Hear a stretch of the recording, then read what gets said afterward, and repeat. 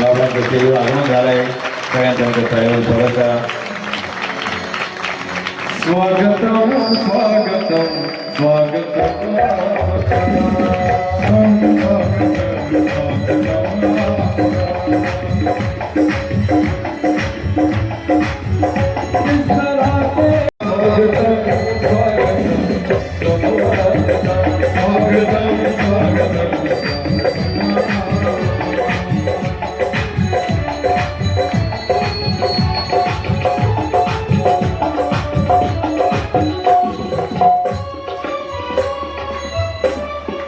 आणि म्हणून आता चंद्रभागेला असा मोठा पूर आला आणि त्या पुरामध्ये बघा जे आजूबाजूचे जे ढोरं गुरं असेल, मेंढ्या बकरा असेल, ते सगळे त्या पुरामध्ये बांधलेले होते, जरा मरून गेले पुरामध्ये त्या काळामध्ये. गेलं तर बघा त्या काळात ते संत होते समज. हां आणि मग आता तिथे बघा जनावरं पाहिल्यानंतर जनावर गेले मरून ते पाण्यात पुरामध्ये. आता काय करायचं त्या काळामध्ये? बिदरचा बादशाह तर राजगड त्या ठिकाणी होते. दुसऱ्याची बघा पाणी आटलं तर 200 ढोरं मरून गेले तिथे, 200-400 ढोरं गेले मरून, बकरं शेळ्या मेंढ्या काय असते. मग गावाच्या खाली असं मोठं खड्डं केलं आणि बघा त्या काळामध्ये ते चोखोबाला ड्युटी लावली बिदरच्या बादशाने. एवढे ढोरं दिवसभर ओढून फेकायचे त्या खड्ड्यामध्ये. सांगा, चोखोबा देवाचे पांडुरंगाचे असे कट्टर भक्त होते, एवढे ढोरं ओढून फेकायचे हो. आणि म्हणून बिदरच्या बादशाने फरमान काढलं. त्या काय घमडी पावडी घेऊन बाई माणसं त्या ठिकाणी आले, खड्ड कणलं आणि चोखोबाला ड्युटी दिली, ढोरं ओढून खड्ड्यात फेकायचे. असं करता करता बघा सुरुवात केली सकाळपासून तर दुपारपर्यंत 50 ढोर ओढून फेकले. जाम झाले चोखोबा. घरी पत्नी होती त्यांची, ती गरोदर होती हो, गरोदर पत्नी होती तर ती बघा दुपारून ओढू लागायला ढोरं. सांगा, पण देवावर निश्चित श्रद्धा होती पांडुरंगावर, पण देवाला इसं नाही. बघा माणूस कोणत्या समाजामध्ये त्याला महत्व नाही, कोणते अनेक संत अनेक समाज जन्माला आले आणि म्हणून त्यांची भगवंतावर प्रीती असणं, भगवंतावर श्रद्धा असणे महत्त्वाचं आहे. आणि चोखोबाची पांडुरंग फार श्रद्धा होती. त्या समाज जन्म आल्यामुळे त्याला ती ड्युटी मिळाली आणि म्हणून ढोरं दुपारपर्यंत त्यांनी 50 ढोरं ओढून फेकले हो. पण मग जाम झाले. बाई मदतीला बाई गरोदर होती, पण तरी बाईच्या त्याने कमराला पट्टा मारला. संध्याकाळपर्यंत 100 ढोर ओढून फेकले. पांडुरंगाला किबारी द्या हो, 9:30 वाजले रात्रीचे. आणि म्हणून सांगितलं जे बडवे आहेत ते पांडुरंगाचे ब्राह्मण पुजारी त्यांनी पूजा केली. पण बघा पूजा केल्यानंतर बघा ज्या पुजाऱ्यानं दार बंद केलं, दार बंद केलं तो पांडुरंगानं काय केलं, दरवाजा बंद झाल्यानंतर विटेवर उडी मारली आणि साधं एक रूप घेतलं एका साध्या माणसाचं आणि त्या चोखोबाच्या घरी गेले. बाईच्या कमराचा पट्टा सोडला, स्वतःच्या कमराला पट्टा मांडला पांडुरंगाने आणि पहाटपर्यंत द्या हो अजून 100 ढोरं ओढून फेकले. असे 200 ढोरं ओढून त्या खड्ड्यात फेकले. आणि पहाटी पांडुरंग परमात्मा विटेवर 4 वाजता उभे राहिले. पहाटी पांडुरंगाने आंघोळ घातली तर देवाच्या अंगाला आग व्हायला लागली. देव का थरथर करते म्हणे बा, अरे म्हणे देवा माझा भक्त आहे म्हणे देवा हो. त्या पुजाऱ्या सांगितलं माझ्या भक्तांना फार मोठं संकट आलं आणि त्याच्यावर याची मोठी जनावर ओढून ड्युटी आल्यामुळे त्याच्या भक्ताची ड्युटी मला करावं लागली आणि रात्रभर ढोर ओढून फेकले. देवाच्या अंगाला करूचा पडला, दुधाचं स्नान घातलं, देवाच्या अंगाला आग व्हायला लागली. म्हणजे आग काय झाली तर म्हणे देव काय करतो, भक्ता करता रात्रंदिवस त्याचं जोड द्या हो. महार पंढरीनाथ महार पंढरीनाथ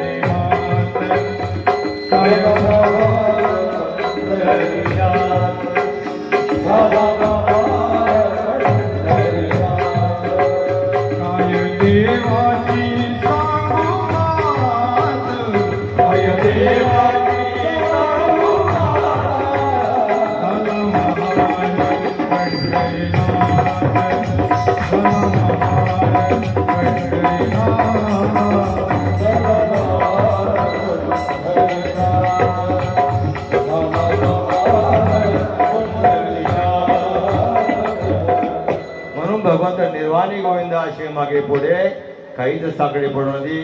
आणि म्हणून आज बाबा यांच्या कृपा आशीर्वादानं जी परंपरा आहे परमेश्वर माधवगिरी बाबा शिवगिरी बाबांच्या बाबाच्या मार्गदर्शनाने शिवगिरी बाबांच्या उपस्थित चालू असलं अनुष्ठान तुम्हाला जो मार्ग दाखवला भगवंता जायचे हो हे आम्ही संत महात्मा वाटाडे आहे आणि तुम्हाला वाट दाखवली त्यांनी नामस्मरण दिला त्या भगवंताचं चिंतन करायचं भगवंताचं नामस्मरण करायचं तो भगवंत तुमच्याकरता निश्चित उभा राहणार आहे देव आपण तर बघा देवाला पाहिलं नाही पण शिवस्वरूप आपले गुरुजी आहे बाबाजी शिवस्वरूप होते पण त्यांच्या मुखात त्यांचा जो अनुग्रह आता तुम्हाला मिळाला तुम्ही त्याचं चिंतन करा जप करा जितकं जास्त जपला तर तिकडे तुम्हाला कल्याण झाल्याशिवाय आनंद हो आणि म्हणून आज या ठिकाणी शिवगिरी बाबांची शिवपुराण कथा होत आहे त्याने बघा आपल्या जे संत महात्मा आपल्या आश्रमधारी प्रत्येकाला जसं बघा कारखान्याचे जे मंडळ आहे ते या ठिकाणी अनेक मंडळी या ठिकाणी प्रवचन करायला शिकले कारण हे भक्ती या कारखाना म्हणजे भक्ती नांदते जसं वृंदावनला भक्ती नांदते ना कारखान्यामध्ये नेहमी भक्ती नांदते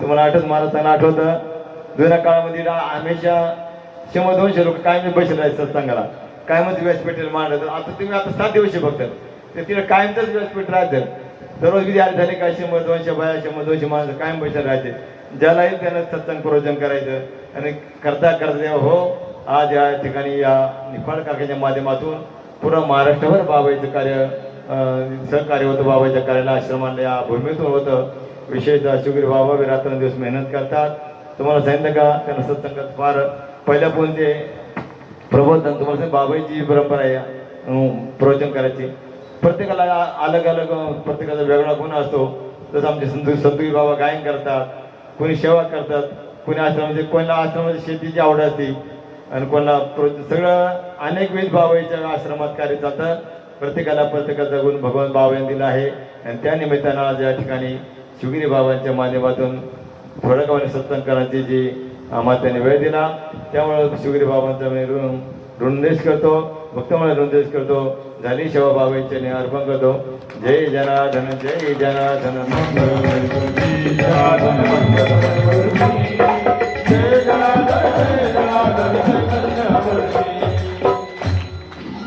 जनार्दन स्वामी महाराज की जय अमृतेश्वर भगवान की जय निरवधेश्वर भगवान की जय जय जनार्दन आज या ठिकाणी गणेश गिरीजी महाराज यांचं स्वागत करण्यासाठी परती यायचं आहे आजचे मंडळ लवकरात लवकर या चला काळीदार या पाठीमागं आलेले असतील भक्त मंडळ आत्ता सांगितले पुढे गेले ते चला लवकर फटाफट यावं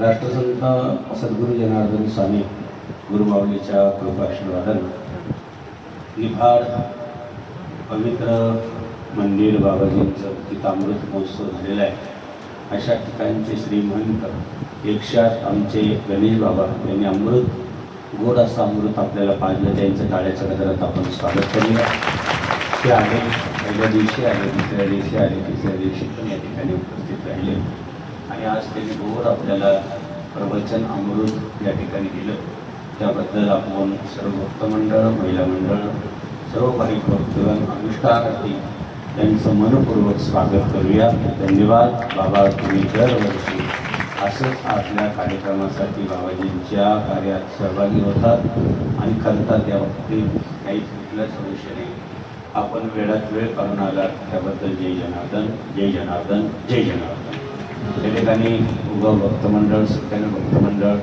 सर्वांनी त्या ठिकाणी पूजन केलेलं आहे सर्व संतांचंच करा जेवढे आहे चला लगेच करून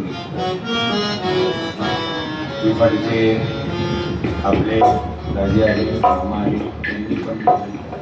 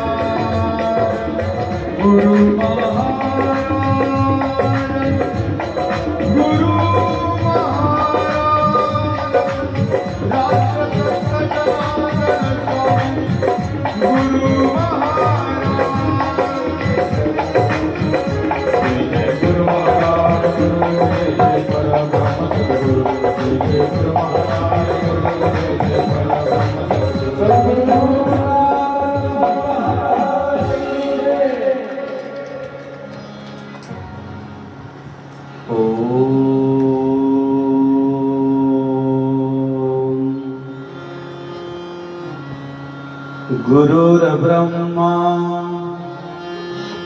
गुरुर्विष्णू गुरुर्देवो महेश्वरा गुरुर्साक्षात्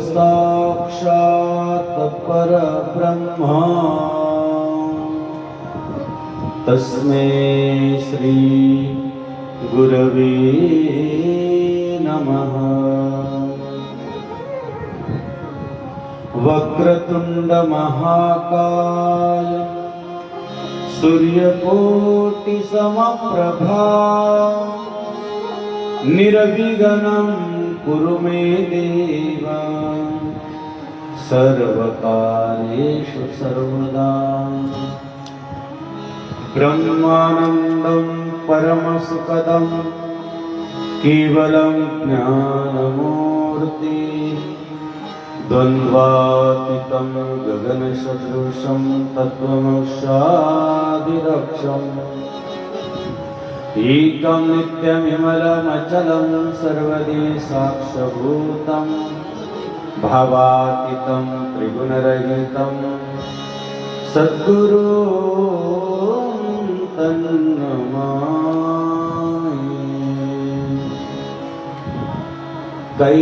कैलासराना शिवचंद्रमौळी फणींद्रमाथा मुकुटिदळाने कारुण्य सिंधु भवदुःखहारी पृथ्वीन शंभो मजकोनतारी सर्वमंगलमांगल्ये शिवे सर्वार्थसाधिके शरण्ये त्र्यंबके गौरी नारायणी नमोस्तुते। मनोजवं मारुततुल्यवेगं जितेन्द्रियं बुद्धिमतां वरिष्ठं वादात्मजं वानरयुतमुख्यं श्रीरामदूतं शरणं प्रपद्ये। ॐ नमः पार्वतीपते हर हर महादेव। गोपाल कृष्ण भगवान श्री गुरुदेवा सद्गुरु जनार्दन स्वामी नर्मदेश्वर भगवान त्र्यंबकेश्वर महाराज सब संतन की जय। सनातन धर्म की जय। कर्मोचन हनुमान जया बलरामचंद्र की जय। पुंडलिकावरदे हरि विठ्ठल श्री श्रीनाथदेव पंढरीनाथ माऊली ज्ञानेश्वर महाराज जगद्गुरु तुकाराम महाराज छत्रपती शिवाजी महाराज की जय। गोविंद संभाजी महाराज की जय। सर्वांनी 2 मिनिटं बसा करूया।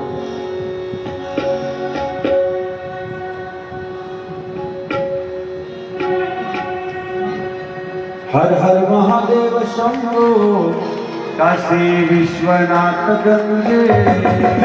महादेव शंभो काशी विश्वनाथ गंगे। महादेव शंभो काशी विश्वनाथ गंगे। हर हर महादेव शंभो काशी विश्वनाथ गंगे। काशी विश्वनाथ गंगे। काशी विश्वनाथ गंगे। काशी अमरनाथ गंगे। काशी अमरनाथ गंगे। महादेव शंभो काशी विश्वनाथ गंगे। हर हर महादेव शंभो काशी विश्वनाथ गंगे। हर हर महादेव शंभो काशी विश्वनाथ गंगे। हर हर महादेव शंभो काशी विश्वनाथ गंगे। ओम जनार्दना जनार्दना सद्गुरु स्वामी जनार्दना। जनार्दन सद्गुरु स्वामी जनार्दन। जनार्दना जय जनार्दना सद्गुरु स्वामी जनार्दना। सद्गुरु स्वामी जनार्दन। सद्गुरु स्वामी जनार्दना।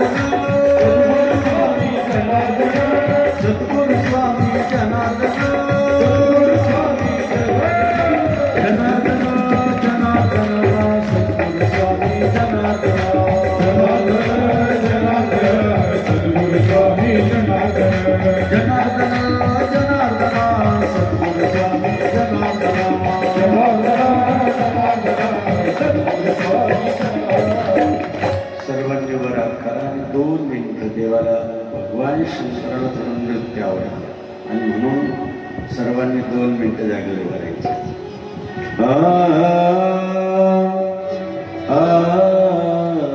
थोडासा मस्त इको.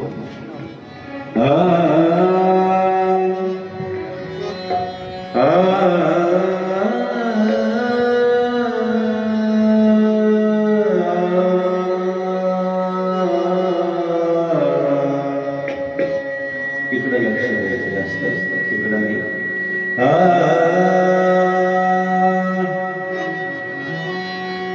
राम कृष्ण हरी जय जय राम कृष्ण हरी. राम कृष्ण हरी जय जय राम कृष्ण हरी. हरि जय जय राम कृष्ण हरि राम कृष्ण हरि जय जय राम कृष्ण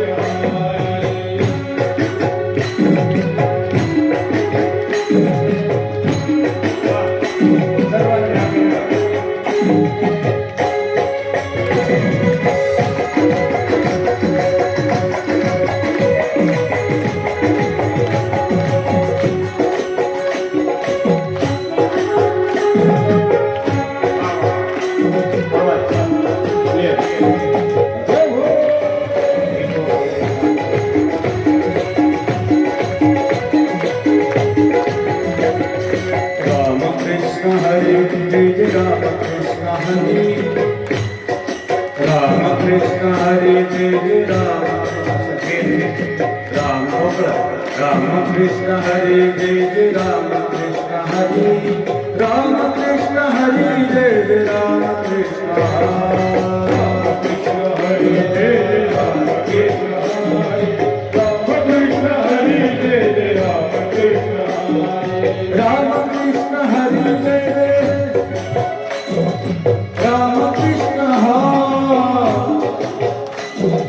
राम कृष्ण हरि जय जय राम कृष्ण हरि राम कृष्ण हरि जय जय राम कृष्ण हरि.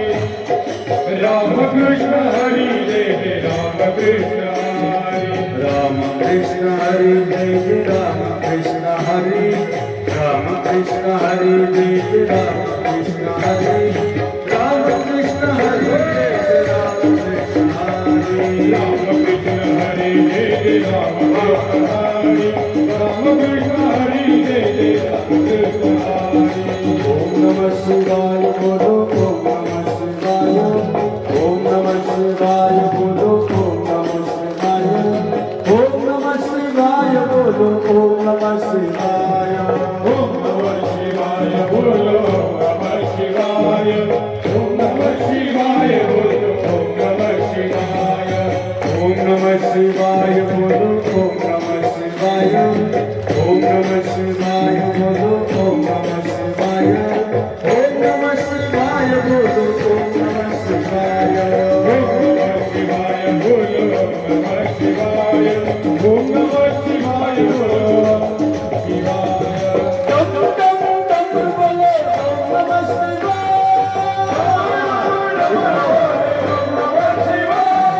हम हम चंद बोले ओम नमः शिवाय. घंट बोले ओम नमः शिवाय. घंट बोले ओम नमः शिवाय.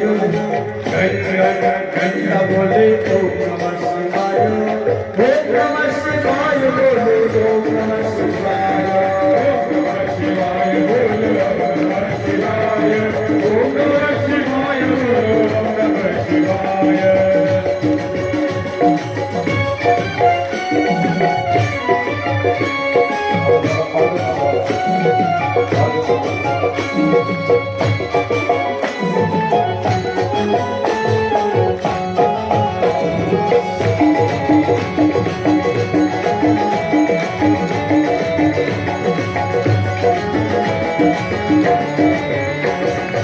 बोले जय जय शंभू की जय जय. भोले की जय जय शंभू की जय जय. बोले जय जय शंभू की जय जय. भोले की जय जय शंभू की जय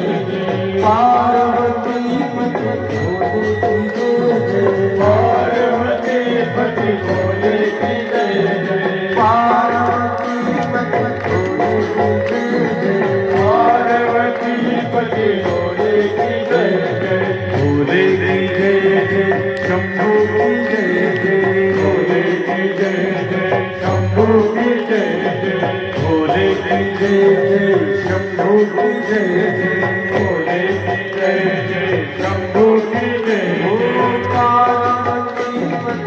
शंभू की जय जय पार्वती पति शंभू की जय जय पार्वती पति शंभू की जय जय पार्वती पति शंभू की जय जय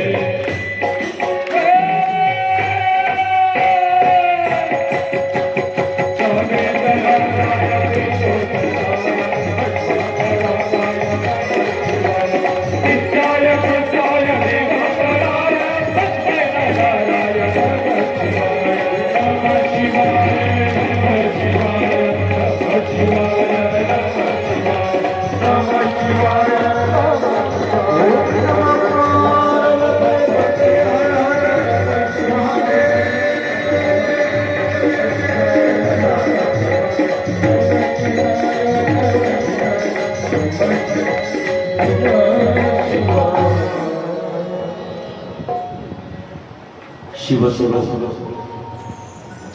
राष्ट्रसंत जनार्दन स्वामी गुरुमाऊलीच्या कृपाशीर्वादाने नर्मदेश्वराच्या वर्धापन दिनानिमित्तानं बाबाजींच्या पदस्पर्शन पावन झालेल्या भूमीमध्ये भव्य पानुष्ठान सोहळा, ज्ञानेश्वरी पारायण, लघुरुद्र याग यज्ञ आणि आज या ठिकाणी शिवमहापुराण कथा जी आपली व्यथा निवारण करते, दुःख निवारण करते. सर्व समस्याचा जर हाल असेल तर शिवमहापुराण कथा आपलं खूप मोठं भाग्य आहे. ज्यावेळेस जन्मोजन्मीचं पुण्य ज्यावेळेस एकत्र होतं त्यावेळेस शिवमंदिरातला एक पाऊल माणसाचं पडतं. असं म्हणतं की भगवान शंकराच्या मंदिराकडे नुसतं असं आज आम्हाला जायचं आहे असं म्हणलं तरी जन्मोजन्मीचा पापाचा नाश होतो.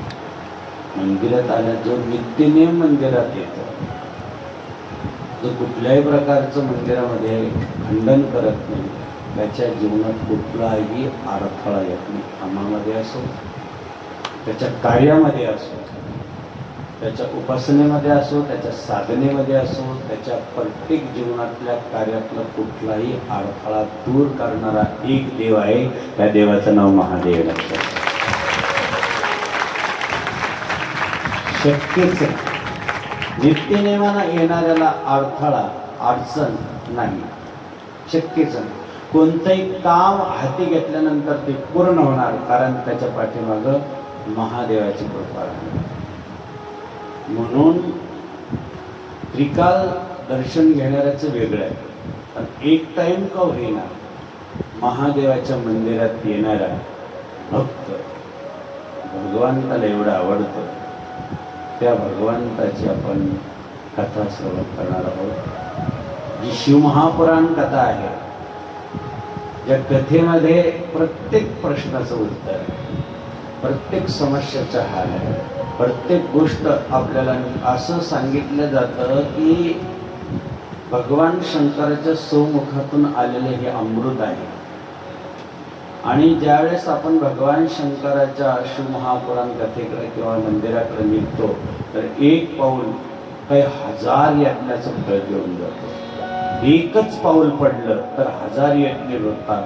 मंदिरापर्यंत पोहोचल्यानंतर, मंदिरात आल्यानंतर किती मिळेल त्याचं आपण वर्णन करू शकत नाही. अशी शिवमहापुराण. शिव कथा शशी किरण समान, शिव कथा शशी किरण समान, शिव कथा शशी किरण समान, शिव कथा शशी किरण समान, संकट कोरा संकट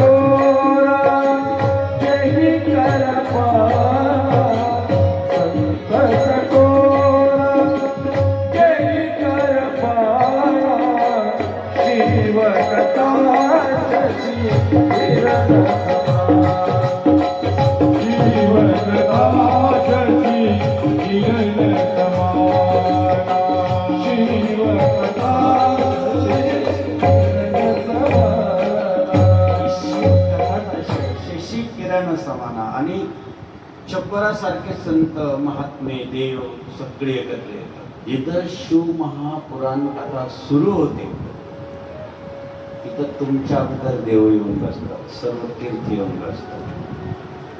आणि म्हणून शिव महापुराण कथा ज्यावेळेस सुनकादिकांनी सुखदेवाला विचारले, सांगितलं बाबा याच्यात काय एवढं सुख आहे, याच्यात काय एवढं अमृत आहे की जे पान करण्यासाठी संत लोक सुद्धा आतुर होतात. चकोर समाना, जसं चकोर पक्ष असतो आणि तो चोच अशी पक्षाची आकाशाकडे लागून असते, कधी थेंब पडेल स्वाती नक्षत्राचा आणि आपण मोत्यासारखं कसं पिऊन घेऊ, त्याच्यासारखी चोच त्यांची, आपलं लक्ष फक्त शिव महापुराण कथेकडे असतं. त्यावेळेस नारदजी तपश्चर्याला कधी बसत नव्हते, पण बसले. भगवान शंकरानं ज्या ठिकाणी तपश्चर्या केली होती अशा पवित्र हिमालयात गंगाच्या तीरावरती सहज डोळे लागले. जागेचा महिमा असतो बरं.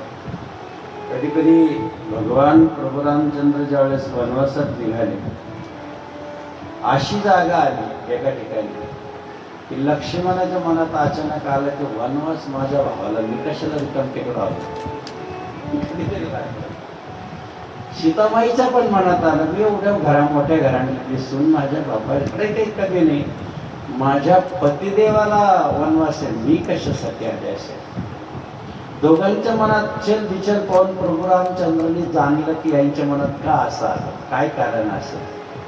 दोघेही म्हणतात आपल्याला वनवास नाही, प्रभूला वनवास आहे, आपण कशाला उगाच फिरतोय. असं झालं. थोडं पुढे गेले आणि समुद्राच्या किनाऱ्यावर थोडंसं पाय वगैरे तिथले स्पर्श केला आणि डोळ्याला पाणी लावलं. लक्ष्मणात परत जागृत आले, देवा देवा देवा म्हणे काय. आमच्या मनात थोडंसं वेगळं आलं होतं. काही जागेतून आम्ही चालत असताना देवाने सांगितलं तिथं म्हणजे एक स्पुंद आणि एक नपुंद, दोन नावाचे राक्षस त्या ठिकाणी राहतात. आणि त्यांनी असं झालं की ते कोणालाच म्हणजे ऐकायला तयार नव्हतं. म्हणून इंद्रानं एक अप्सरा पाठवून त्यांच्यामध्ये जे विघ्न लावलं, भांडण लावलं. तर दोघांमध्ये इतकं भांडण झालं की अतिशय जीवाचे शक्य भाऊ इतके भांडले, तिथे इतकं भांडले. आणि त्या भांडता भांडता त्या दोघांचं रक्त त्या ठिकाणी सांगितलं. आणि त्या भूमीतून ज्यावेळेस तुम्ही चालल्यात तर त्या भूमीचा प्रभाव तुमच्यावर पडला, त्यावेळेस तुमचे विचार सुद्धा बदलले असतात. म्हणजे जागे जागेचा महिमा किती महत्वाचा असतो. आता तुम्ही ती भूमी बदलली, जागा बदलली, म्हणून तुम्हाला परत असं वाटतं की अरे आपण चुकीचं बोललो. म्हणून काही गोष्ट ज्या भूमीवर एवढं मोठं कार्य होतं, ज्या भूमीवर एवढा मोठा यज्ञ होतो, ज्या भूमीवर एवढं मोठं अनुष्ठान होती, भूमी किती महत्वाची असेल. जिथं तुम्हाला समाधान मिळतं, जिथं तुम्हाला आनंद मिळतो, जिथं तुम्ही परमानंद मिळतो, हा अशा या पवित्र पावन भूमीत आपण शिव महापुराण कथा श्रवण करतो. की नारदजी बसले तपश्चर्या, डोळे झाकले, पटकन ध्यान लागलं. आता त्यांना माहिती नव्हतं इथं भगवान शंकर ध्यानास्थ बसून काम जाणलेलं आहे. प्रत्यक्ष त्या ठिकाणी कोणी येऊन बसलं तर त्याला ध्यान लागणार. कारण ज्या ठिकाणी भगवान शंकराने साधना केली अशा साधनेच्या ठिकाणी ते बसल्यानंतर काही दिवस निघून गेले. इंद्राला वाटलं अरे नारदाच्या मनात ते आपली गादी घेते काय, म्हणून त्याच्या मनामध्ये आलं. इंद्रानं कामदेवाला सगळ्याला पाठवलं, परंतु काही प्रभाव झाला नाही. म्हणून स्वतः इंद्र येऊन गळ्यामध्ये जय माळा टाकली की सगळ्यांनी जय जयकार केला. नारायणा तुम्ही जिंकलात, तुमच्या पुढे आम्ही नतमस्तक झालो. नारदजीला त्याच वेळेस अहंकार स्पर्श करून गेला. भगवान शंकरला तीन गोष्टी आवडत नाही. पहिली गोष्ट अहंकार आवडत नाही, पितूपणा आवडत नाही आणि असत्य. म्हणजे तो कोणता आहे? सत्यम शिवम सुंदरम. सत्यम शिवम सुंदरम, सत्यम शिवम सुंदरम,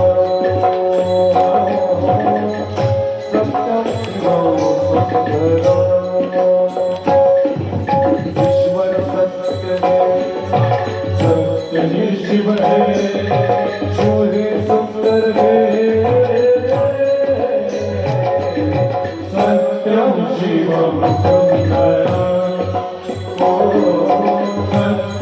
शिवं सुन्दरम् रामावतने काशी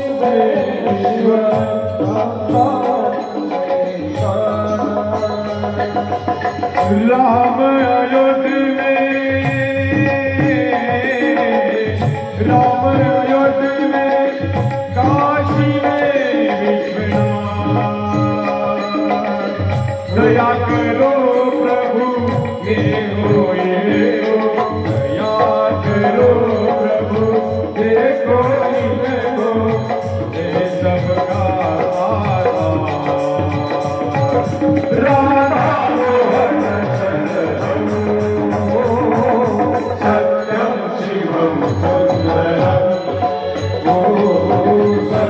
सत्यं शिवं किती सत्यम शिवम सुंदरम येतो. इतकं सुंदर चिंतन आहे. बिल्व वृक्षाच्या बाबतीत आणि शिव नैवेद्याच्या बाबतीत सांगितलेलं आहे. बिल्व वृक्षाला किती महत्व असतं त्याचं चिंतन आहे. अगदी गोड आहे, खूप ऐकण्यासारखं आहे आणि त्याचं लगेच आपल्याला नुसतं भगवान शंकराचं नैवेद्य जे तुम्ही आता दररोज खाताय त्याला किती महत्व आहे. ब्राह्मणांनो, आता मी तुम्हाला जे बिल्व वृक्षाचं जे महत्व सांगणार आहे सगळ्यांनी ते अगदी शांत ऐकायचं असं सांगितलं, लक्षपूर्वक ऐकायला सांगितलेलं आहे. ते बिल्व वृक्ष महादेवाचे रूप आहे. जे काही बिल्व वृक्ष आहे नुसतं बिल्व वृक्ष इतकं स्पर्श जरी झाला बिल्व वृक्षाला असा असं तुकून जरी तरी ब्रह्महत्याचं पातक नसतं. आणि ते महादेवाचं साक्षात रूप आहे असं सांगितलं जातं. देवांनी त्याची स्तुती केलेली आहे. त्याचं महात्म्य पण फार सुंदर वर्णन केलेलं आहे. जे पुण्यवान मनुष्य बेलाच्या मुळाशी खाली लिंग स्वरूप अविनाशी महादेवाचं पूजन करतो, एक छोटंसं लिंग बनवायचं.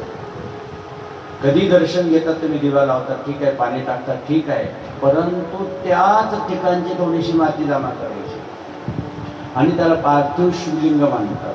ते शिवलिंग त्या जवळ बनवायचं, त्याची पूजा करायची, फुल घ्यायचं, पाणी टाकायचं, गंध शिपडायचा आणि महादेवाला नमस्कार करून ते शिवलिंग परत मुळाशी रोपण द्यायचं असं सांगितलं. तो शिवपदाला प्राप्त होतो साक्षात. खूप चिंतन आहे. जो मनुष्य बिल्ववृक्षाखाली आपल्या मस्तकावर पाण्याचे सिंचन करतो, नुसतं त्या बिल्ववृक्षाच्या पाण्याचं जायचं तिथे गेल्यानंतर फक्त आपल्या अंगावर ती असं पाणी शिंपडायचं. तुम्ही शिंपडत होता आम्हाला माहिती आहे, तुम्ही खूप कथा ऐकल्यात.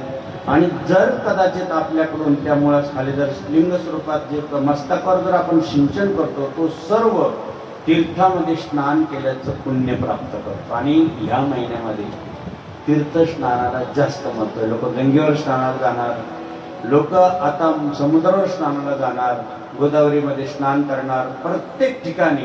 कारण गंगा दशरा येतोय थोड्या दिवसामध्ये, 25-26 तारखेला. म्हणून त्या ठिकाणी अतिशय गंगा स्नानाला दानाला अति महत्त्व आहे. दान केलं पाहिजे, स्नान केलं पाहिजे. आणि विशेष म्हणजे जर आपल्याला नाही एवढ्या नद्यावर स्नान केलं तर फक्त बिल्ववृक्षाच्या झाडाखाली जायचं आणि तिथं फक्त आपल्या अंगावर पाणी शिपडून घ्यायचं. सगळ्या देवाचं, सगळ्या नद्याचं दर्शन आणि स्नान झालं की पुण्यानंतर किती विशेष सांगितलेलं आहे. या भूलोकी पावन मानला जातो. बेलाच्या मुळाशी असलेले आळे पाण्यानं पूर्णपणे जर भरून ठेवले, तुम्ही प्रत्येक घरापुढं बेलाची कुंडी घ्यायची, एक छोटीशी होई ना दरवर्षी, कारण सगळं तीर्थ घरात राहतात. किंवा इथं बेलाचं झाड आहे त्याच्यात पूर्णपणे पाणी भरून ठेवायचं आहे. तर महादेव अत्यंत प्रसन्न होतात. जो मनुष्य गंध व पुष्पादिकाने बिल्वमुळाला पूजन करतो, त्या बिल्वमुळाचं पूजन करायचं. नाही तर बस मुळ्या उकरीत त्या बस बाहेरूनच टाकायचं. बिल्वमुळाचं पूजन करतो त्याला ह्या लोकी सुख तर मिळतात, परंतु संतती प्राप्ती होते, शिवलोक सुद्धा उत्तम गती लागते. आणि जो मनुष्य बिल्व मुळाच्या भावभक्तीने दीप किंवा दीपमाला एक दिव लाव, एकच दिवा लावा लागला तर सोमवाराने गुरुवारा एकादशी प्रदोष देवो तुमचा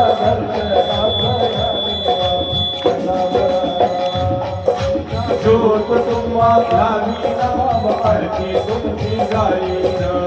आशीर्वाद देईन तुम्ही आले बाळ ज्योत लावणं गरजेचं आहे आणि त्यातल्या त्यात दीपमाला फक्त अशी जशी आपण दीपमाळा सगळ्या अशा दिवे रांगेत दिवे लावायचे लावून बघा प्रज्वलित करतो तो तत्वज्ञानानं संपन्न होतो ज्याला ज्ञानाची प्राप्ती पाहिजे असेल विद्वान व्हावा असं वाटत असेल आपली मुलं फार हुशार व्हावं असं वाटत असेल अंगठी बाजू जरी असेल परंतु बिल्व वृक्षाच्या झाडाखाली जर अशा पंत्या लावल्या तर तो मुलगा तत्वज्ञानानं संपन्न होतो भगवान महेश्वराची एकरूप होतो जो मनुष्य बिल्ववृक्षाची फांदी हातानं धरून तिच्या वरील नवी पल्ल अशी कोवळी कोवळी पानं असतात स्वहस्ते करतो आणि त्याची बिलोपातून त्या वृक्षाची पूजा करतो तो सर्व पापापासून मुक्त होतो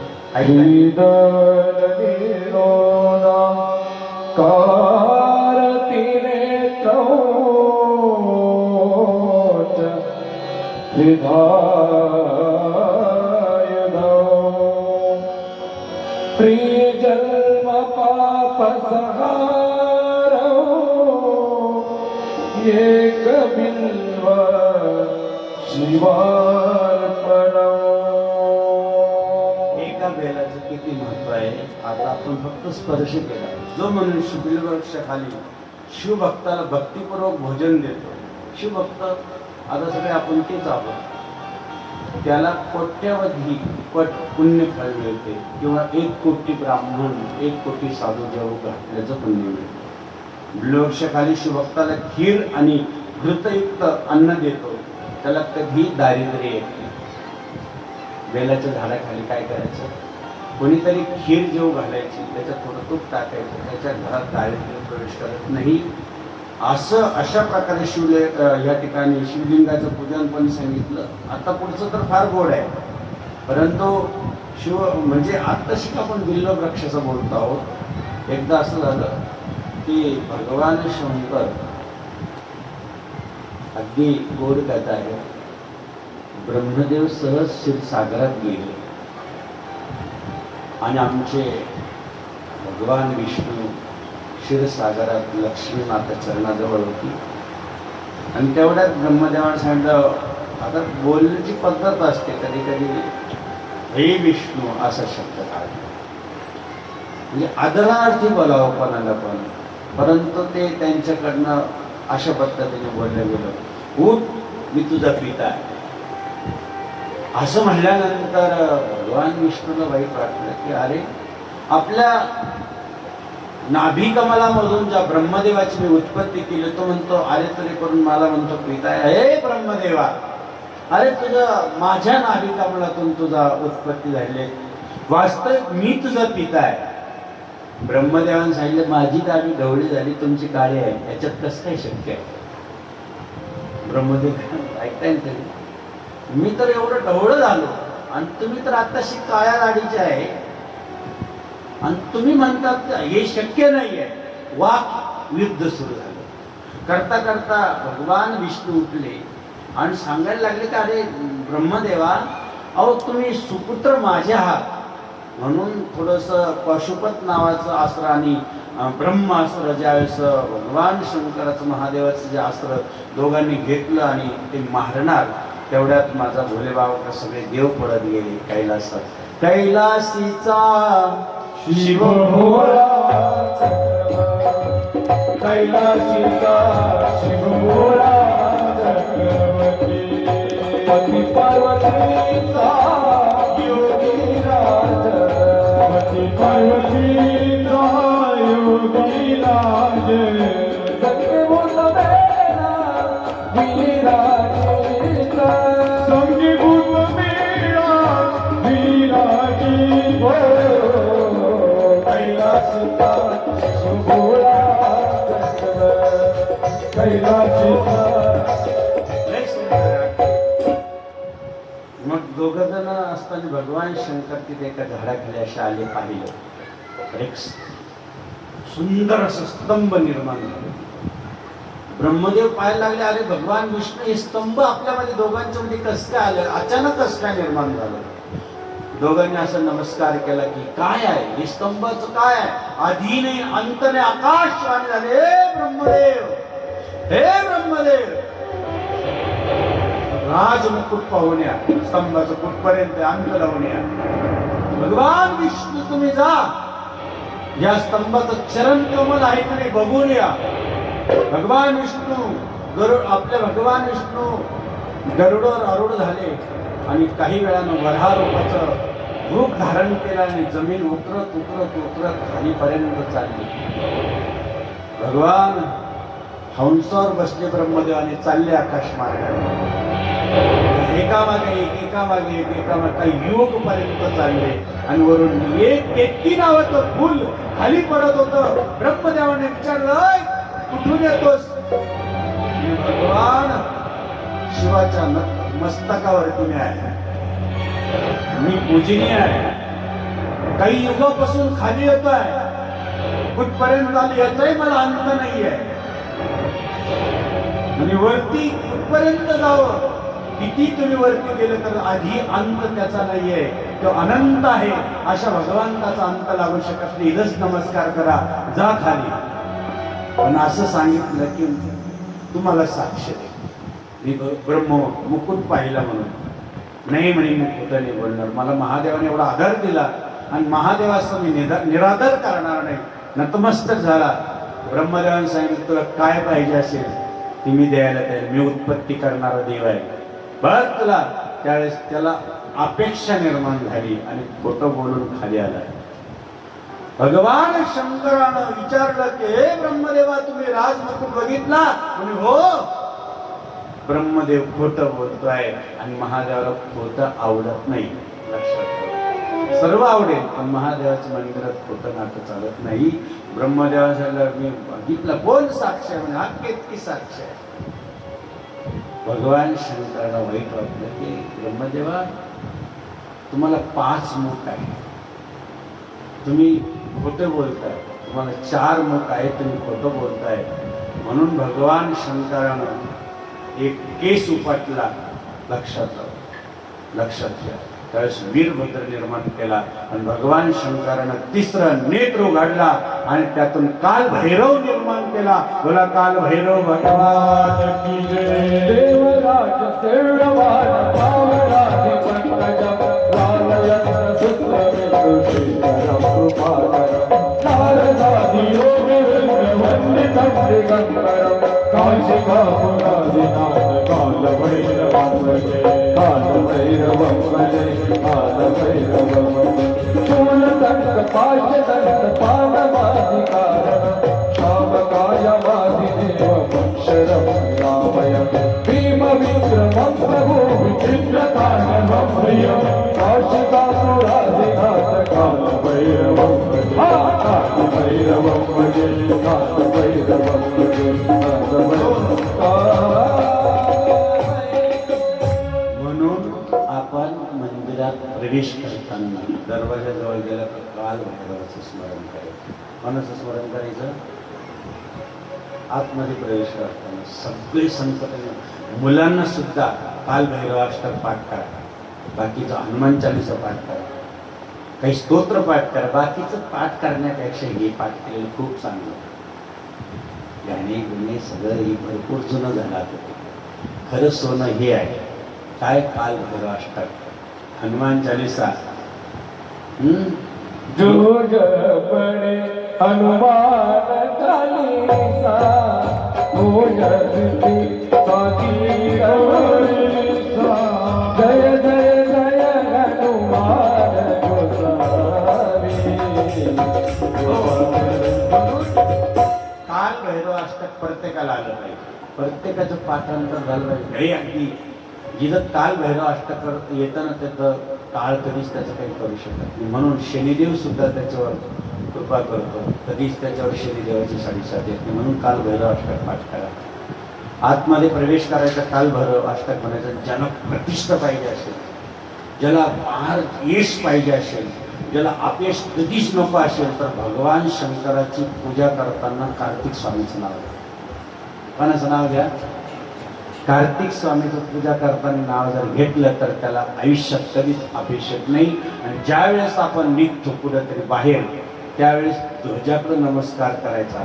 आणि ध्वजा जर अर्पण केली, समजा महादेवाला, पांडुरंगाला, मारुतीरायाला, कोणत्याही देवाला जर ध्वजा अर्पण करणार असेल, निघतं आपल्या घरात मंगलिक कार्य आहे, आपल्या घरातलं कार्य सफल व्हावं, आपल्या घरात कधी अरिष्ट येऊ नये, दुःख येऊ नये, दारिद्र्य येऊ नये, कुठल्याही प्रकारचं रोगराई आपल्या घरात येऊ नये, आपल्याला मंगल कार्याला प्रवेश करायचा असेल तर 5 लोक, 5 ब्राह्मण किंवा 5 साधू किंवा 5 कधी अनाथ असेल अशा लोकांना घरात आणायचं, त्यांना जेव घालायचं आणि एक ध्वजा मंदिरावर द्यायचा आणि मग तुमच्या कार्याला निघायचं. तुमचं कार्य सफल झालंच पाहिजे, अपयश येऊ शकत नाही. फक्त एक ध्वजा अर्पण करायचं महादेवाचं मंदिर. ध्वजाचा कधी तुकडा होऊ नये, कारण ती ध्वजा लाखो लोकांचा अरिष्ट जेवढं जेवढं फडकतं ना तेवढं लाखो लोकांचं दुःख दूर नेतं, म्हणून ध्वजा फडकणारच आहे. लक्षात ठेवा. विशेष म्हणजे मंदिरात जो घंटा दान करतो, आता नका देऊ नाही तर काय उद्या सांगायचं उशीर, नाही उद्या घंटेच घंटे. जेवढा घंटा वाजतो दान करणाऱ्याचं नावाने, जर त्याने दान केला तेवढं त्याचं घराचं इतकं कल्याण होतं. जेवढा वाजेल तेवढं त्याचं संपत्ती वाढते, तेवढं सुख होतं, त्यांचं कल्याण होतं. एवढं म्हणजे तो घंटा दान करणं सुद्धा किती महत्त्वाचं आहे, ध्वजा दान करणं किती महत्त्वाचं आहे हे तुम्हाला प्रत्येक गोष्ट सांगणार आहे. थोडंसं जरी वेळ झाला आजच्या दिवस 11 वाजले तरी चालेल, 11 वाजेपर्यंत चालेल ना, काय हरकत नाही ना. जशी महापुराण कथा आहे ती आत्ताशी आपण तो स्पर्श केलेला आहे, त्याला किती गोड कथा आहे शिव महापुराण कथा.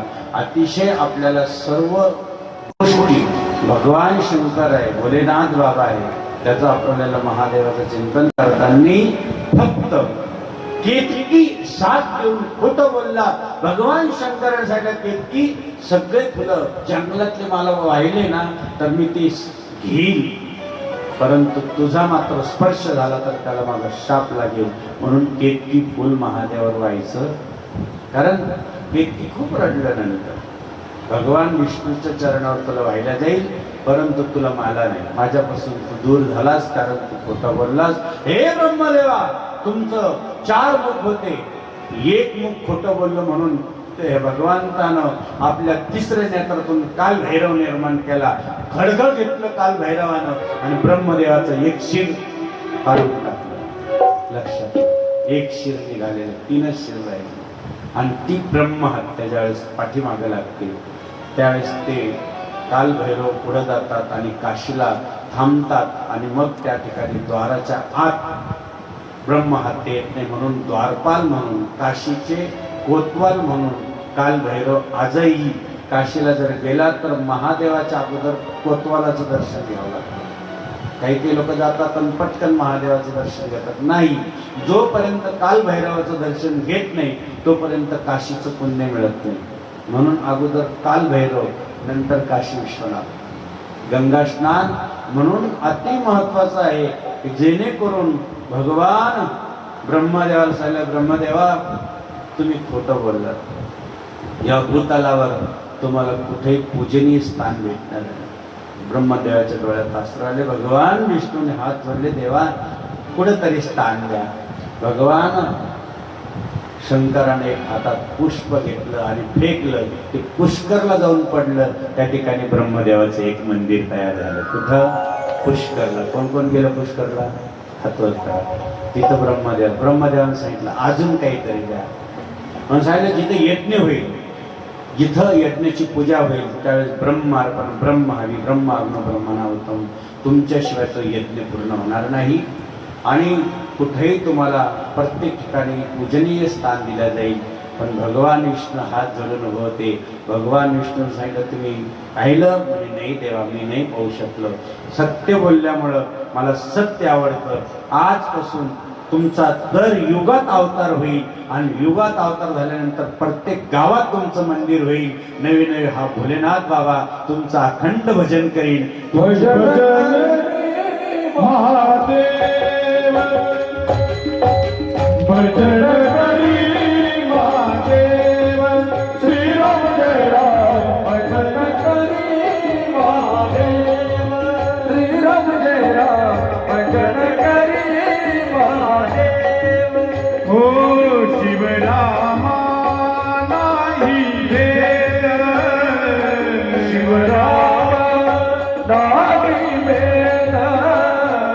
दोन्ही देव येथे सीता दोन्ही देव येथे सीता भजन करी महादेव देव भजन करी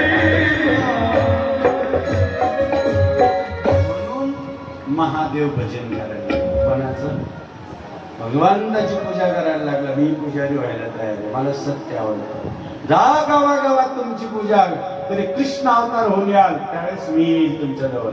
कधी राम अवतार घ्या, कधी राम बनके, कधी श्याम बनके चले आना प्रभू. एका जनार्दनी वैष्णव एका जनार्दनी वैष्णव एका जनार्दनी वैष्णव एका जनार्दनी वैष्णव शिरोमणी महादेव शिरोमणी महादेव एका जनार्दनी वैष्णव एका जनार्दनी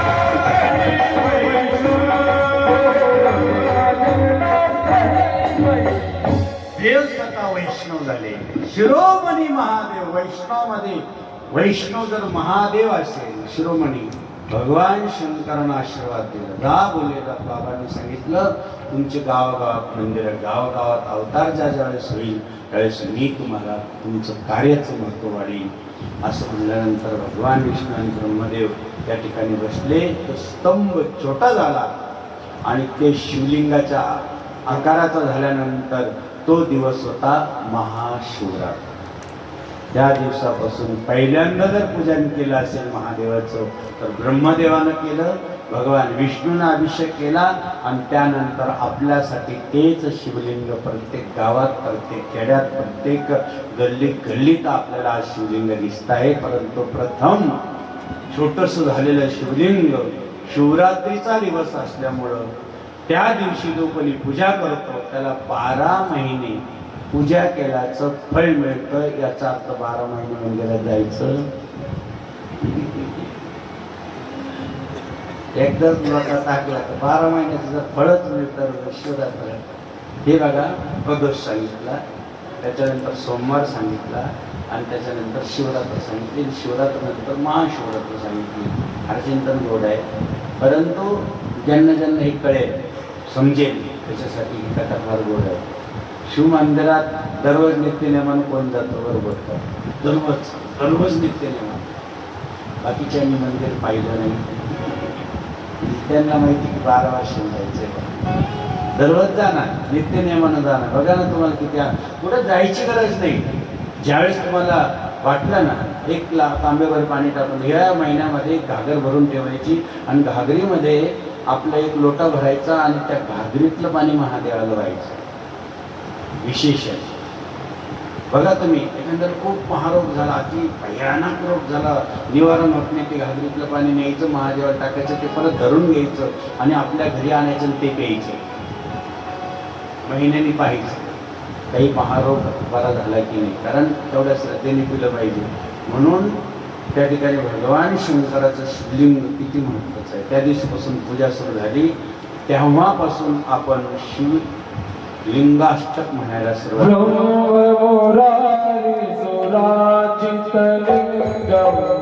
निर्मल भाषित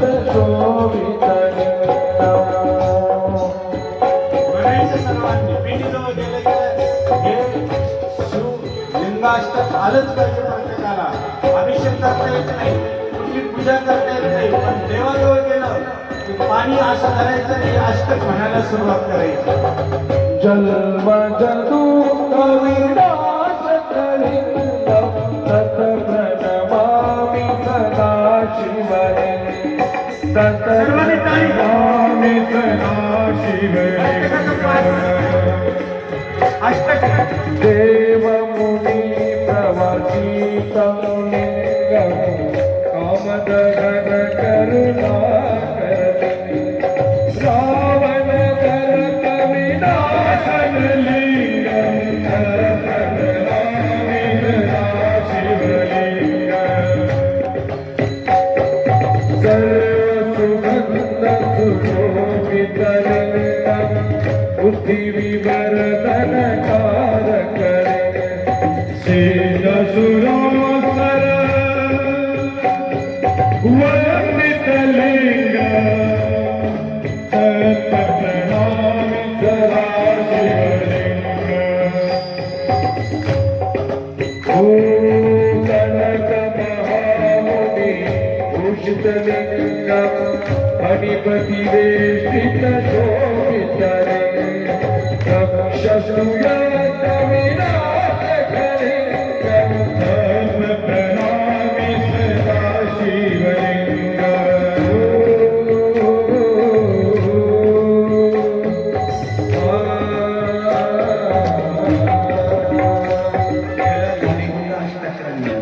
महादेवाच्या पिंडीजवळ गेलं केवढं बरे. सर्व मनोरथ पूर्ण करणारं हे लिंगाष्टक आहे. प्रत्येकाचं पाठ होतं, सहज पाठ होणार आहे. म्हणून तुम्ही ही लिंगाष्टक पाठ करा. ज्या एक सुंदर या ठिकाणी चिंतन केलेले आहे, अतिशय गोड आहे. आता हे बघा मुलं अनुष्ठानला बसलेले आहे. सद्गुरू जनार्दन स्वामी आपले बाबाजी, आणि बाबाजींना ज्यावेळेस आंदरसुलामध्ये 12 वर्ष तपश्चर्या झाली.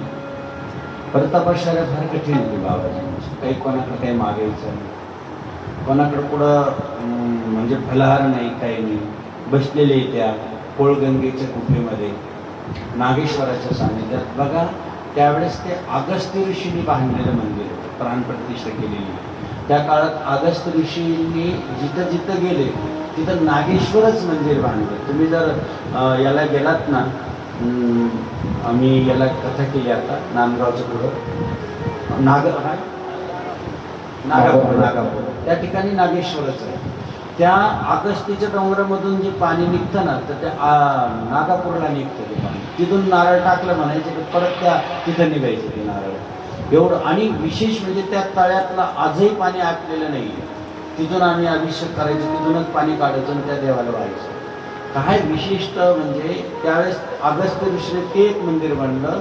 बाबाजीने ते शोधित तिथं आले. जिथं अगस्त्य ऋषीने नागेश्वराची प्रतिष्ठा केली होती त्या ठिकाणी बाबाजी थांबले. किती दिवस? 14 ते 15 वर्ष बाबाजीने तपश्चर्या केली. काहीच नव्हते. विजळलेल्या कायऱ्या असायच्या, पडली खाली तर खायची. कारले त्यावेळेस अशी कुपटे असायचे आणि त्याच्यावर जर एखादं लागलं की कारलं तोडायचं नाही, पडलं तर खायचं. मग एकाला कळालं 6 महिन्यानंतर तिथं त्यांनी 1 ग्लास दूध बाबाजींच्या दरवाज्यात आणून ठेवायचं आणि मग ते बाबाजी ते दूध घ्यायचे. 1 लवंग तोंडात टाकायचे दिवसभरासाठी आणि त्या लवंगावर बाबाजी राहायचे. 1 तोळा. अक्षरशः 12-14 वर्ष तपश्चर्या चालत असताना तुम्हाला काय सांगावं. ज्या दिवशी तपश्चर्याला बसले त्यावेळी घरातलंच विघ्न आलं. अरे म्हणे गोळवाडीवरून बाबाजी निघाले, तिथं जाऊन बसले तर स्वतःचाच चुलता आला. एक बाहेर निघतो की नाही, मध्ये कशाला बसलास. आता बाबाजीला संकट पडलं, आज आपण बसलो, आता येणे आपल्याला घरी नेलं तर आपली सगळी तपश्चर्या व्हायला जाईल.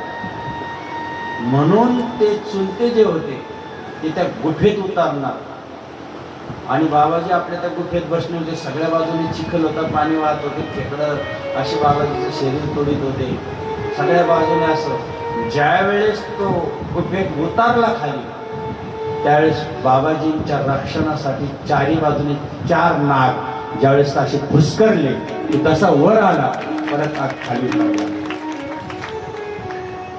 4ही बाजूने 4 असे होते.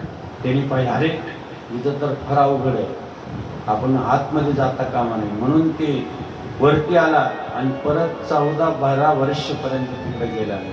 तोपर्यंत बाबाजी त्या गुफेत कशी तपश्चर्या केली असेल. नागेश्वरामध्ये कशी तपश्चर्या बाबाजींनी सफल करून ज्यावेळेस भगवान शंकर स्वतः तिथं आले. या कलियुगामध्ये बाबाजीला 4 वेळेस भगवान शंकर प्रत्यक्ष आलेले. 4 वेळेस. एक नागेश्वराला आले, एकदा वेरूळला आले, एकदा पालखेडला आले. पालखेडला तर तुम्हाला सगळं सांगितलं की ज्यावेळेस ती पिंड काढणार बाबाजीने फक्त हात जोडले. अरे पारेश्वरा, तू स्वतः या मंदिराची प्रतिष्ठा केली. शिवलिंग कधी खंडित होत नाही. शिवलिंगाचे 4 तुकडे झाले तरी ते पूजनीय असतं, कारण खंडित खंडित होत नाही, अखंड आहे तू, अखंड मंडलाकारम व्याप्त वेणम चराचरम, तू सगळ्या ठिकाणी भरलेला आहे, तुला असं कधी खंडित होणं माहित नाही, म्हणून तुझा जीर्णोद्धार मला करायचा आहे, करू का असं म्हणलं. त्याच वेळेस नंदीवर भगवान शंकर, पार्वती आणि भगवान गणपती बाप्पा आले, असा हात केला, अवतार तुमचा त्याच्यासाठी आहे. तुमच्या भेटीसाठी शिव पार्वती हो आले, संत जनार्दन बाबा देव मानवाचे झाले, संत जनार्दन बाबा देव मानवाचे झाले. तुमच्या भेटीसाठी शिव पार्वती हो आले, तुमच्या भेटीसाठी शिव पार्वती हो आले.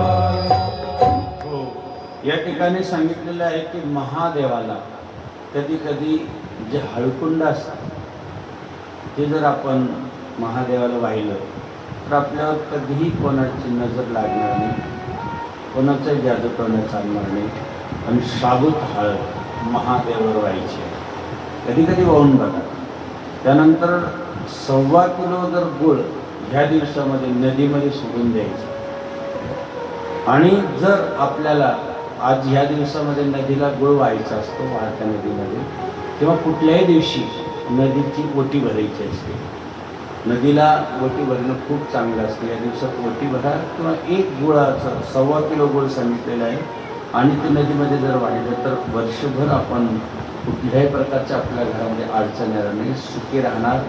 आणि विशेष या ठिकाणी मुलांनी जर भगवान शंकराला गोड दूध वाहिलं तर तो बुद्धिवान होतो, नाही नव्हे बृहस्पतीसारखा ज्ञानवान होतो. लहान लेकराला सांगायचं त्या दुधामध्ये गाईचं दूध बरं का, पण न तापलेलं दूध त्याच्याजवळ द्यायचं, त्याला सांगायचं जा मंदिरात साखर टाकायची आणि त्याला ओम नमः शिवाय ओम नमः शिवाय म्हणून महादेवाला व्हायला लावायचं, तो बृहस्पतीसारखा हुशार होणार. एखाद्या वेळेस असं सांगितलं जातं की दीपाचा प्रकार सांगितला, त्यानंतर भगवान या ठिकाणी सांगताय की जर एक पिवळ्या प्रकारचे सरसो असते, मोहरी असते, लवंग, गुलाल, गुगुल आणि धूप याचं पण चिंतन खूप सुंदर सांगितलेलं आहे.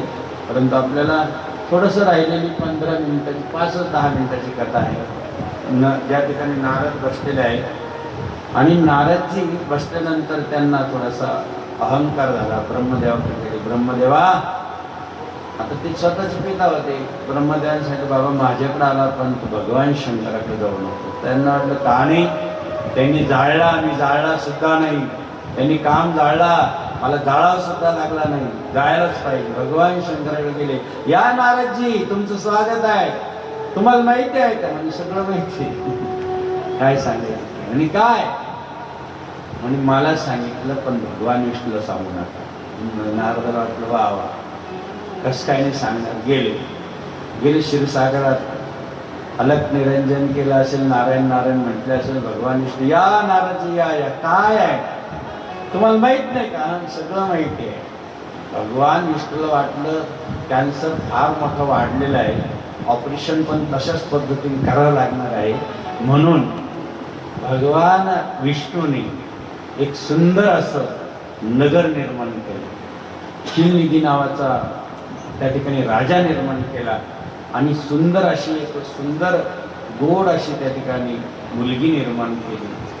आणि अगदी भगवान नारदजी मायाच्या मोहात त्या ठिकाणी गेले, तिचं हात पाहायला लागले.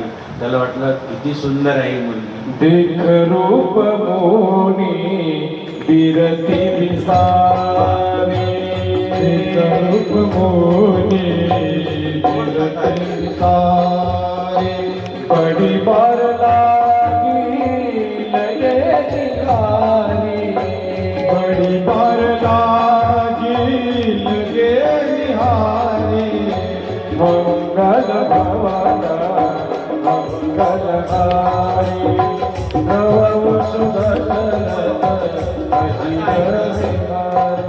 एवढे मोठे नारद कसे ममतेत सापडले गेले. विश्वमयनी होती ती, पाहिला हात. अरे बाबा, अचानक मनात आलं माझं लग्न हिच्याशी झालं पाहिजे.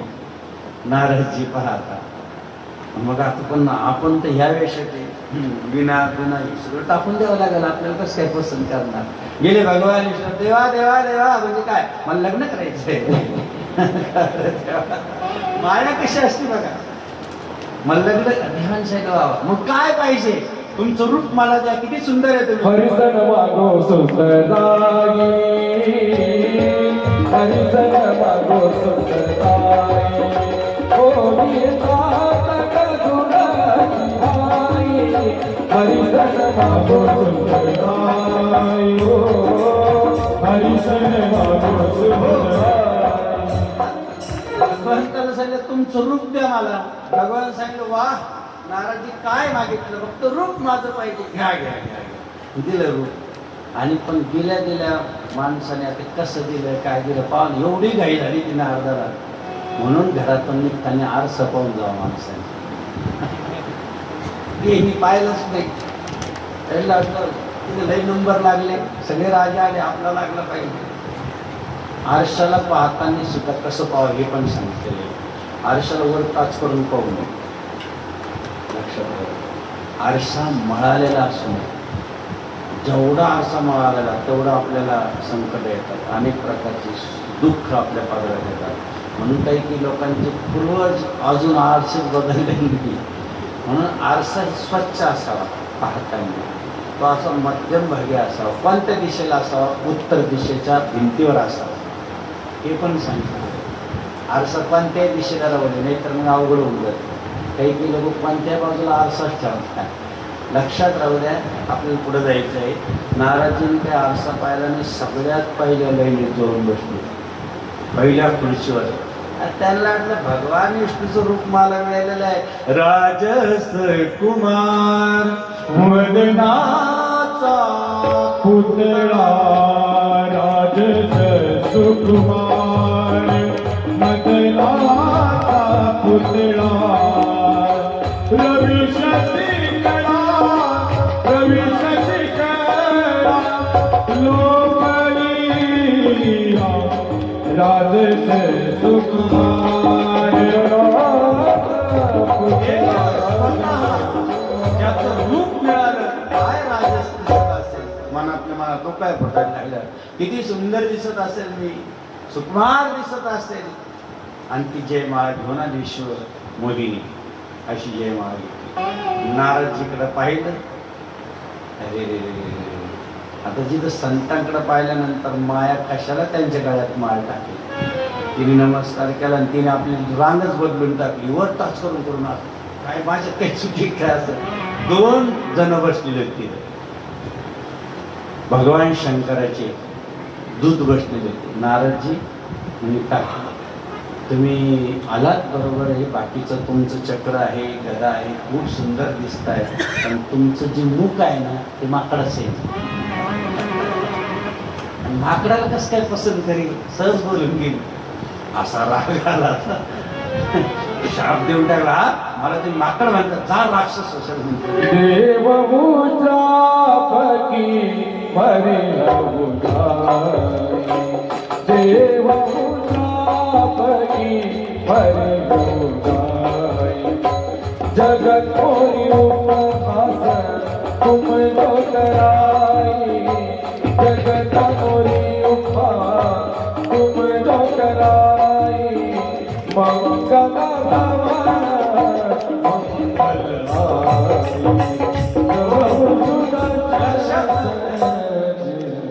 भगवान विष्णू आले रथ घेऊन. आता माया देवाची मायाच्याच गळ्यात भगवान विष्णू तिकडून रथ घेऊन आले. ती माया विष्णूमुळे गेली. भगवंताच्या गळ्यात माळ टाकली. कुंडलिकावर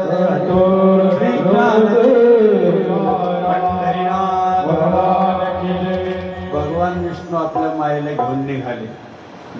हे गेले समुद्राच्या तीरावर आपलं चेहरा पाहायला. ते खरंच माकडाचं होतं. असा राग आला. त्यावेळेस विष्णू भगवान ते रथ घेऊन त्यांची जवळ येऊन थांबले. यांचा अजून पार चढला. नारदाचा 108 मोजून शिव्या दिल्या. कोणी? नारदाने. हा मला माहिती आहे तुम्ही कपटीच होते. भगवान शंकराला 20 पाजले, स्वतः मात्र लक्ष्मी घेतली, अमृत पाजलं, इतके खडा खडा खडा खडा बोलून गेले. असं बोलले, जा मला माकडाचं रूप दिलं, तुम्हाला माकड सहकार्य करतील.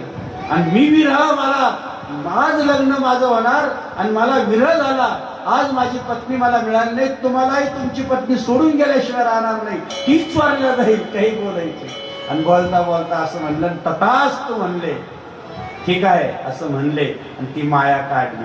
तिथं व्रत नाही, कोणीच नाही. भगवान विष्णू आणि नारद मग डोक्याला हात लावला, देवा मी तुम्हाला खूप सावध, तुमची माया पाहिली. भगवंताने सांगितलं, आता मला तुमच्यामुळे एक अवतार घ्यावा लागेल राम, आणि मला विरह सहन करायला सीतामाई जाईल निघून, आणि हे माकडच मला सहकार्य करतील. ठीक आहे, एक अवतार घेईल त्याच्यासाठी. पण मग रस्त्याने चालले, देवा या शापातून संतापातून मुक्त होण्यासाठी मला मार्ग द्या. भगवान विष्णूने सांगितलं, या शापातून मुक्त व्हायचं असेल, या तापातून मुक्त व्हायचं असेल, या संतापातून मुक्त व्हायचं असेल तर एकच देवाचं नाम आहे, ते म्हणजे भगवान शंकराचं तुला नाव घ्यावं लागेल. जप हो जाय शंकर सतनाम, जप हो जाय शंकर सतनाम, हृदय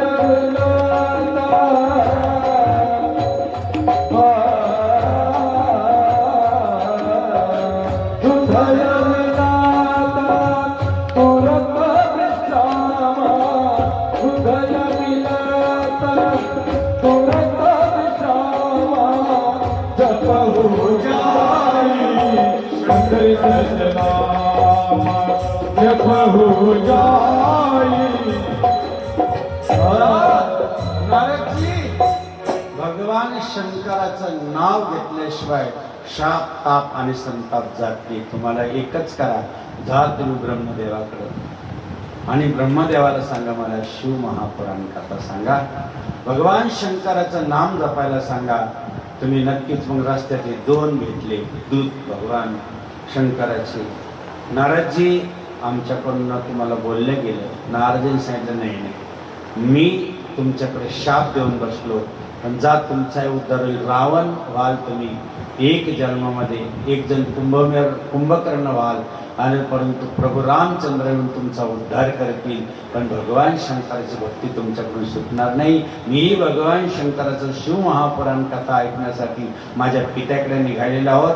ब्रह्मदेवाकडे गेले, साष्टांग दंडवत केला, 3 प्रदक्षिणा केला, नमस्कार करून पित्याला सांगितलं की मला शिव महापुराण कथा सांगा, मी ऐकतो, तुम्ही मला सांगण्याचा प्रयत्न करा.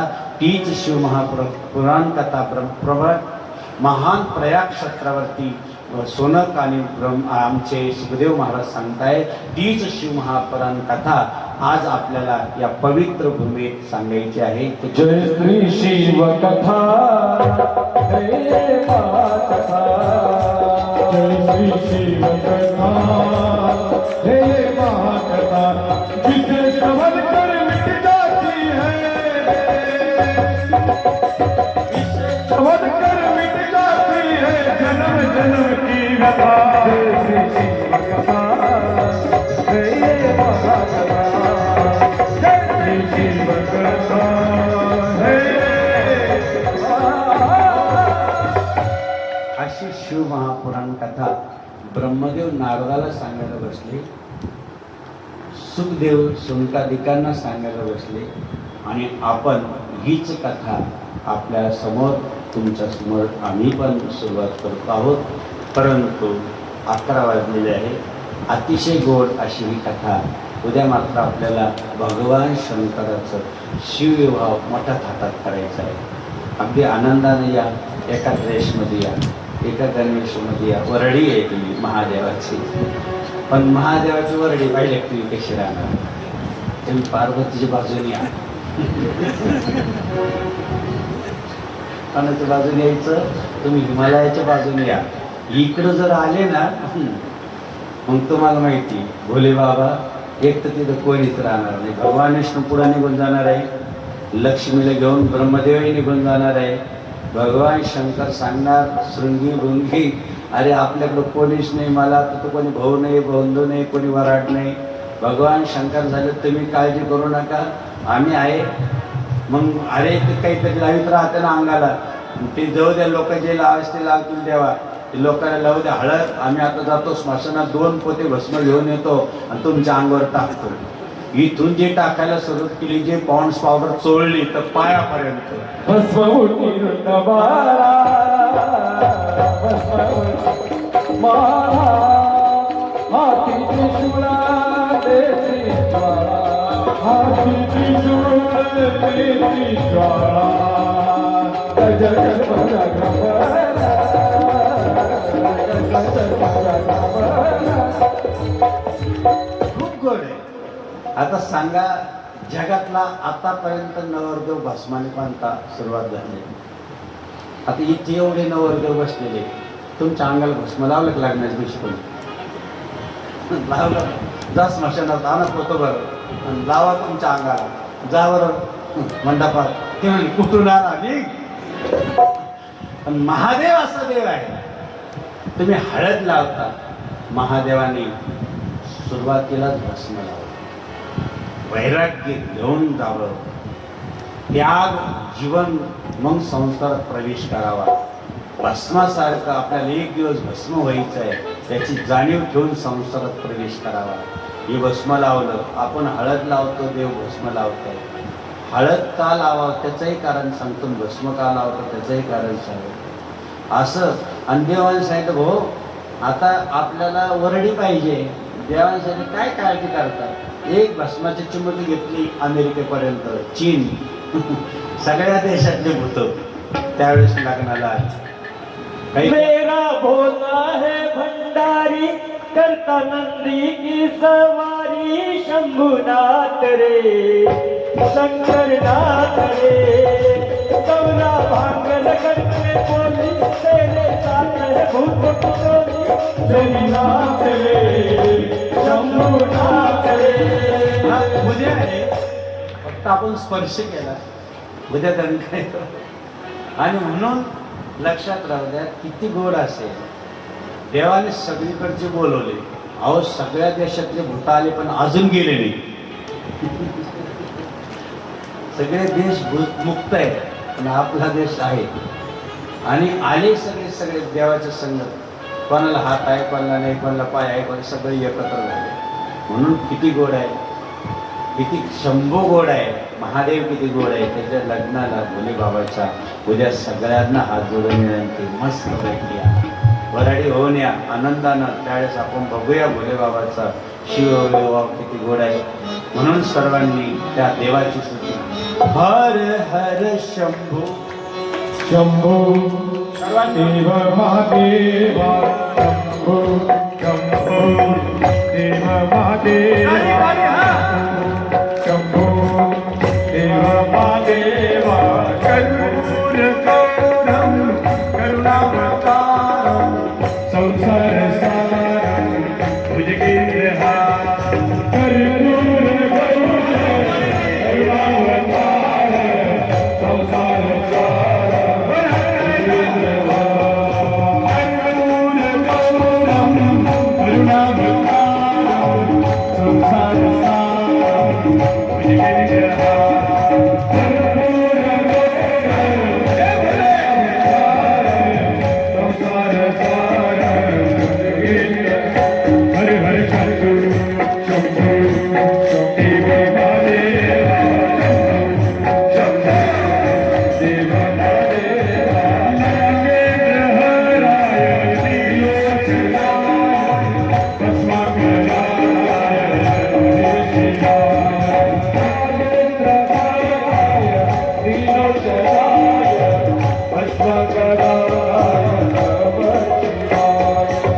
Hare Hare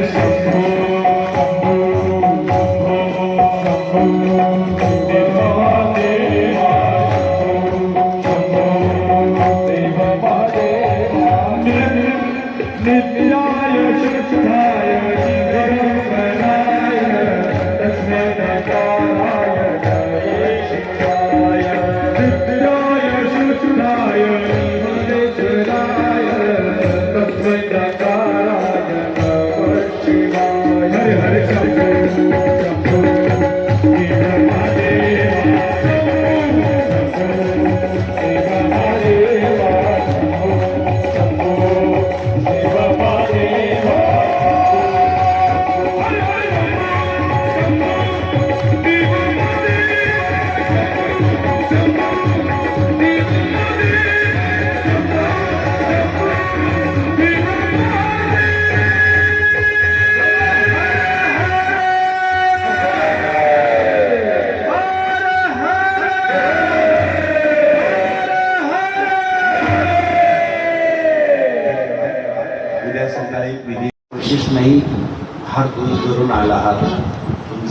दिलेला सर्वजण आम्ही खरंच वंदन करतो तुमच्या भक्तीला, तुमच्या महान ह्या गुरुमाऊलींच्या चरणावरती असलेल्या भक्ती श्रद्धेच्या पोटी तुम्ही खूप दुरून येऊन या ठिकाणची जरी काही थोडीफार आमच्याकडनं अव्यवस्था होत असेल, थोडी दुर्व्यवस्था होत असेल, तरी तुम्ही ते आपल्या पोटात घालून या ठिकाणी राहतात, या ठिकाणी सेवा करतात. हजारो लोकांची सेवा तुम्ही करताय. महिला मंडळ 24 तास भाकरी करताय, भाजी करताय.